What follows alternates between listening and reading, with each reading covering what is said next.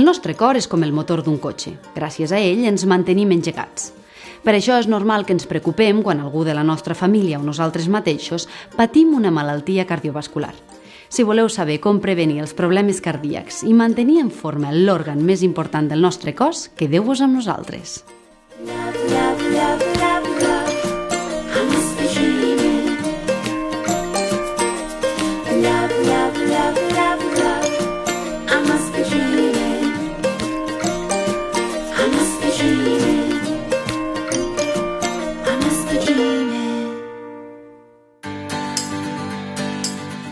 El cor és l'òrgan encarregat de bombejar la sang a totes les parts del cos i ho fa a través dels vasos sanguinis. Quan patim una malaltia cardiovascular, significa que els vasos sanguinis no funcionen correctament i això posa en perill la nostra salut i fins i tot la nostra vida. De fet, les malalties cardíaques són la principal causa de mortalitat als països desenvolupats i és per això que cal fer-se revisions mèdiques amb regularitat. Més encara si tenim en compte que els símptomes d'aquest tipus de malalties són gairebé imperceptibles. Per saber-ne més sobre la matèria ens hem acostat fins la consulta del cardiòleg Ricard Ballester.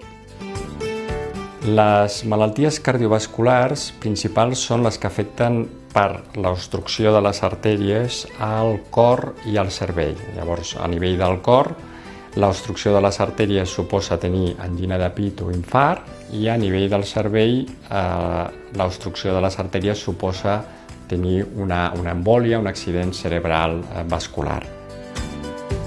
Els principals factors de risc podem dividir-los en modificables i no modificables. Els no modificables són els genètics, és a dir, la gent que té un antecedent familiar de malaltia coronària o de malaltia cardiovascular té molt més risc.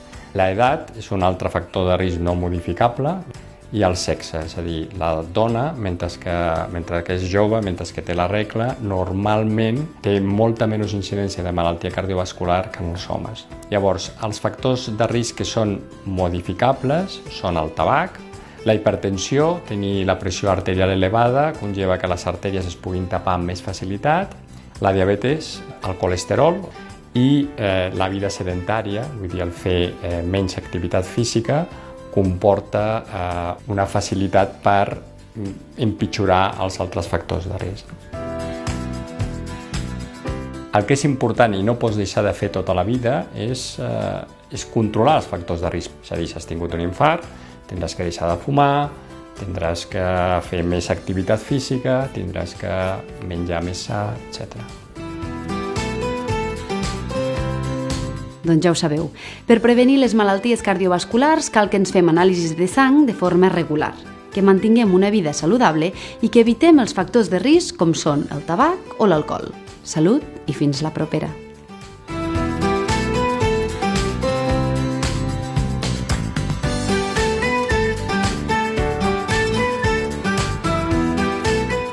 Fundació Crèdit Andorrà, al servei de les persones.